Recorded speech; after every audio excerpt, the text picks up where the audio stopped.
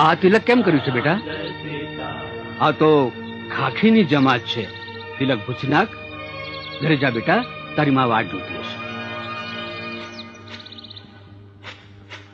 બટકું રોટલો હોય તો આપો ને. સીતારામ.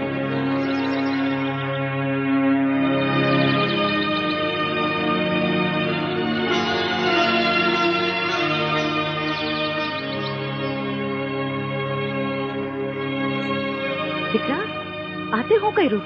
આંગણે કોઈ ભૂઈખું દુઈખું આવે તો મારા ગળે ધાન કેમ ઉતરે? પણ આખી થાળી દીકરા. માં, હું વેપારી નથી કે વેચીને ખાઉં. હું સાધુનો દીકરો છું. ભક્તિ.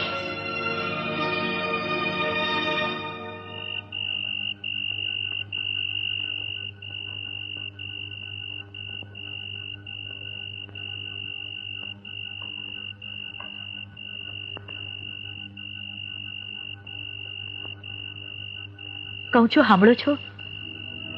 આ આપણો ભક્તિ. કેમ? હું થયું ભક્તિને? હવારે મેં એને શિરામણ દીધું તો બહાર જઈને એક ડોશીને દઈ આવ્યો. તે ભલે ને દઈ આવ્યો. અરે પણ હાંજે જ્યારે મેં એને દૂધ દીધું તો ગામની બહાર ઓલી સાધુઓની જમાત આવી છે ને, ત્યાં જઈને દઈ આવ્યો. અરે આપણો ભક્તિ પોતે ભૂખો રહીને બીજાનું પેટ ભરે છે. આ તો ગર્વ લેવા જેવી વાત છે. અરે પણ ઘડીએ ઘડીએ સાધુની જમાતમાં જઈને ટીલા ટપકા કરીને આવે છે. અરે સાધુના દીકરામાં તો સાધુના જ ગુણ વર્તાય. તું નકામી વ્યાધિ કરે છે.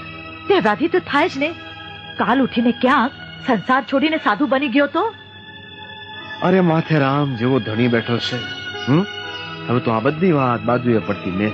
અને પેલા મને ઈ કે ભક્તિએ વાળું કર્યું કે નહીં?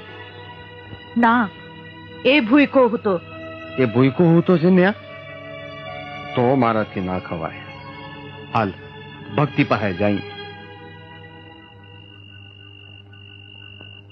ભક્તિ, દીકરા ભક્તિ. ભક્તિ, ભક્તિ, બેટા ભક્તિરામ.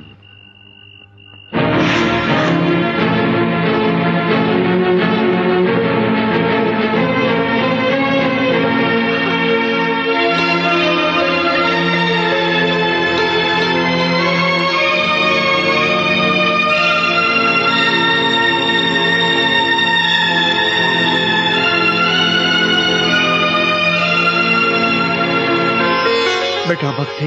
ખમા મારા લાલ.